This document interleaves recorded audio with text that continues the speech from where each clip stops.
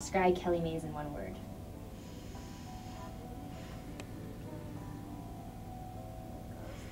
It's really It's hard. so funny.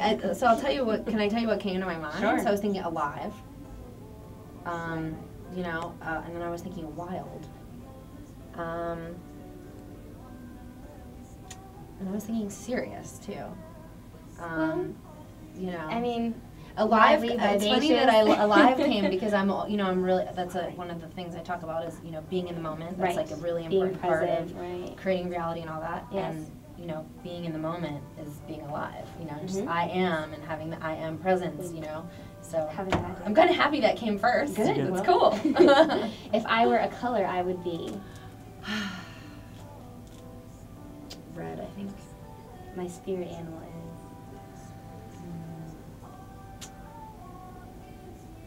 I just pulled a cougar card yesterday, and I don't want to say that because people are always like the talking connotation about that goes with it. Yeah, but the You funny can say thing is, cougar. but the funny thing is, though, cougar actually is about confidence and leadership, and just really just being that, because a lot of times, being a leader or people put that label on me or whatever. It's like I'm always like, can I do it well enough? Am I, does this seem like I'm trying to take over? It's like all these things that are negative about being a leader, but it was like telling me just believe that this is what you're meant to do. Those are all my questions for Okay, now. Can we cool. check out your music video? Yes, absolutely. We're gonna check out the music videos. So, Kellee, this is The Third Eye. Yes. Where was this filmed? Because the scenery is amazing. It was at in Sedona, Arizona, which is considered one of the most spiritual. There's like a list of the top 10 most spiritual places in the world. It's definitely in the top 10, or if not the top 15. And I could get there easily with my frequent flyer miles and Southwest? yeah, and just it's really a beautiful, beautiful place, and I've been there. This would have been my third time, and every time I went there, I had a really incredible, etheric, spiritual experience, and this was no exception. And we found a local filmmaker, and he just gave us an incredible deal. We shot everything in one day, and yeah, it was. What is Third Eye about? Third Eye is. I assume you're talking about this. Yeah. It's I'm sort of talking about. It's kind of, in a lot of ways, it's sort of like one of those like a statement songs, like what am I about kind of thing. It's not autobiographical, but it definitely is kind of like, this is why I'm here, this is what I'm doing kind of thing. And so with it, it's the idea is that I'm, with my music and whatnot, that I'm talking to, your higher self. We all have a higher self. We all have a higher, form, and that, that's who I'm appealing to help me help the rest of the world, and trying to explain myself, I guess, in some ways. In a lot of ways, it's funny because it seems old. Like I kind of wish I could do it again. You know what I mean? It's like you evolve all the time. That I'm like, oh, I don't like how that's. Yeah, it's so funny how that works. Because you grow as a person. So you're like, oh, I wish I, certain ways that people interpret things. You're like, oh, if I had said it this way. It's like interesting being. And that was filmed. That was this was filmed about. It was only maybe 4 or 5 months ago. Okay. I'm pretty quick. I'm already on to the Was next it thing. Composed? It was composed. Around that time? No, it was actually composed almost 2 years ago. Okay. So now I can so it's see sort of definitely or a year and a half. Yeah. 5 months. Okay. Wow. Yeah, but it was actually written during another very spiritual experience where I went to see Amma, the hugging saint. I don't know if you ever heard, but she's basically a saint in India, and she spends all day, every day hugging people, and they get in line to hug her, and you hug her, and you feel like you have been hit by lightning. It's like really incredible, and she's just like what are her hugs like? I mean, first of all, it's really fast and really. I mean, she's got a lot of people to hug, but it's just she is. I believe a direct manifestation of the divine. She's not even in her egoic mind. Like, she is completely her higher self, and she is on this planet to, bring awareness to that in humans. Kind of, and I guess energy did you receive? I just felt a lot of, like, definitely love, unconditional love. I felt a little lightheaded. I felt like something happened energetically to me.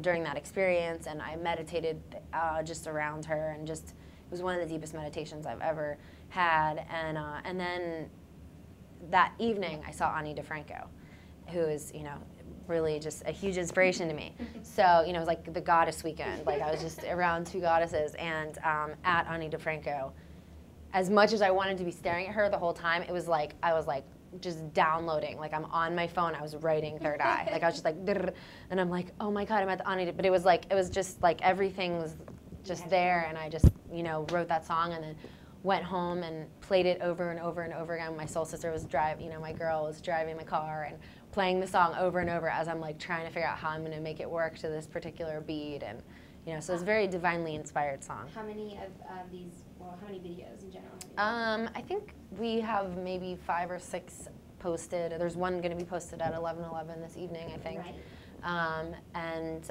we have several in the works. We're shooting one tomorrow with some Point Park students. Can you tell us about the one tomorrow? Yeah, that one's for my newest song. It's called Hasta Abajo, which is really kind of about the idea that, you know, we all have to kind of dig in, see what our shadow side is, look at all sides of ourselves, and release, you know, some of the fears and things that have been, you know, exactly, yeah, you know, that were put there by society, by parents, by a bad boyfriend, you know, whatever, and just really kind of dealing with them.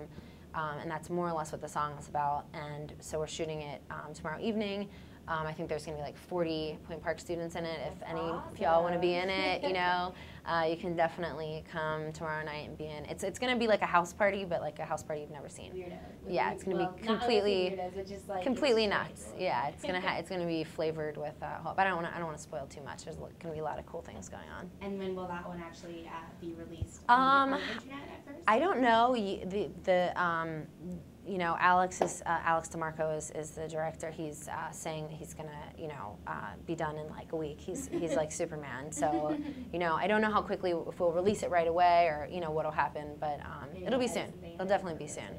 Do you work very closely with your editors to create the videos? Not with the editors. I work with the director the day, you know, the shooting, and then certainly like as the edit is going along, I tend to, you know, get brought in to see a draft. Right. And, you know, if I have any ideas or whatever, but a lot of the videos, like I'll have, you know, ideas about what I want and how I want it to work and whatnot, so I work with the director during the shooting process to, you know, kind of figure that out, and as well in advance.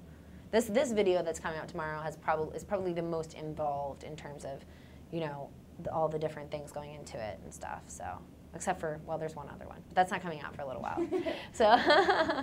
Yeah. And last question is for any aspiring artists, what do you recommend that their first step be, and as they continue to just go through the humps and the setbacks? I would say the first thing would be, and I don't do this, and I don't practice this, and so I'm preaching to myself at the same time. It would be to write every day. As much as I do write a lot, I don't write every day, and I think that if you can get yourself into a really disciplined state and write every day, it can really just help kind of bring out everything that, you know, you have to say. Because often, you know, if we only write here and there, it's like, you know, you're more intentional about it and you're kind of thinking too much, and what do I, you know, you sit down to write, you know, so, and I've been at the times when I do that, and I mean, I do write a lot, but it's like I tend to write in chunks, like I'll just, you know, write for a couple weeks straight, you know, every day I'll be writing different parts. Or maybe it's like you felt like an intense emotion. Exactly, yeah, and you know, so I would say that that's a really big thing if you want to, you know, make music in that regard. But I mean, the most important thing I think is to just, you know, really try to center yourself on what it is that you really want and what your, you know, what is your goal, and determining, you know, ultimately why you're doing what you're doing. And then, you know, just not stopping, like no matter what. You know, I've almost been stopped so many times, and it was all because of me. You know, all just insecurity, or, you know, feeling like maybe I can't really make this work, or, you know, whatever, just a million things. I don't have enough money, you know, so many reasons, you know, that you can come up with them forever when it's your big dream, you know, and generally, exactly, and usually your biggest dreams involve your biggest fears, like on some level, you know what I mean? My biggest fear I was adopted, and I dealt with a lot of loss in my life and things like that. And so my biggest fear is like just being judged, like someone not liking me. Like I just like I like everybody. Why can't they like me? Kind of a thing. And so, but yet I'm an artist who's putting, you know what I mean? My goal is to be judged by people who have never you're putting yourself met out myself. there Exactly. Exactly. Very, very So hard. Especially yeah. for an artist like yourself who takes such heed to what's being said. It's very important. Yeah, so just not letting that big fear that's always there, it seems, with the dream, like just really realizing that's not real, and it's just it's just something that you made up to kind of make it harder, So yeah, and also I would say just really knowing that the way that you think and what you want is that's why I was saying, like, sort of deciding what you want and your intention and whatnot, and just really believing that it can be. Like if you believe in yourself and you really believe that what you see as an ultimate goal is possible, there's very little that can actually stop you if you genuinely can keep yourself there, in that belief. And exactly, and I see it, like the minute that I start waning and, can this work? It's like you see that things start not working, but when you get back to that, okay, I can do this, it's gonna happen, everything's going the way it needs to go. It's like then suddenly, synchronicities happen and everything falls into place, and, so it's just, that's been the most important thing to me, for sure. Like all the other things that artists think that they need, I think it's like that's the key, and then it will start coming. That's whatever you need. Check her out on Google by first typing in female rapper, and she is the first one to come up. So make sure you check her out because there are tons of awesome other videos. Once again, thank you so much for being here. Thank you. I'm Leticia Henry. You've just watched Sound Sessions. Thanks for joining us.